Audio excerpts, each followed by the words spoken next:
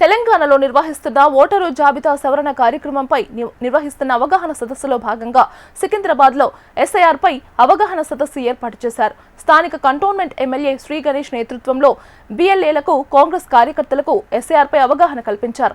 SIR తేదీలను, ప్రక్రియను, సాంకేతిక వివరాలను, పాటించాల్సిన జాగ్రత్తలను కార్యకర్తలకు వివరించారు. ప్రజలు అధికారులతో కలిసి సమన్వయంతో పనిచేయాలని సూచించారు.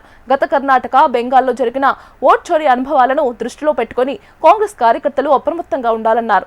అక్రమాలు జరగకుండా చూసుకోవాలని, ఓట్లు అక్రమంగా తొలగించడం, అక్రమంగా కొత్తవి చేర్చకుండా జాగ్రత్తలు తీసుకోవాలన్నారు. అర్హులైన ప్రతి ఒక్కరూ ఓటు హక్కు పొందేలా చూడాలని దిశానిర్దేశం చేశారు. బిఎల్ఎస్ లేకుంటే ఎప్పుడు ఏ ఎలక్షన్ గెలవలే. ఈ రోజు రాష్ట్రంలో మన గౌరవ ముఖ్యమంత్రి రేవంత్ రెడ్డి గారు మంచిగా పరిపాలిస్తుందంటే తనకందరూ తెలంగాణ రాష్ట్రంలో ఉన్న కార్యకర్తలు, ఈ బూత్ లెవెల్ ఏజెంట్స్ ఎవరైతే ఉన్నారో మంచిగా పనిచేశారు కాబట్టి ప్రజలు కూడా ఓటేసినందుకే. నిన్ననే మనం వర్షంలో కూడా చూసినాం.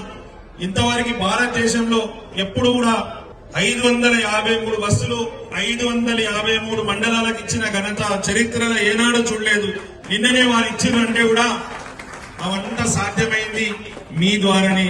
మీరు మంచిగా కష్టపడి పనిచేసినందుకే ఈ రోజు పార్టీలు గెలవగలుగుతుంది, ప్రజలకు సేవ చేయగలుగుతుంది.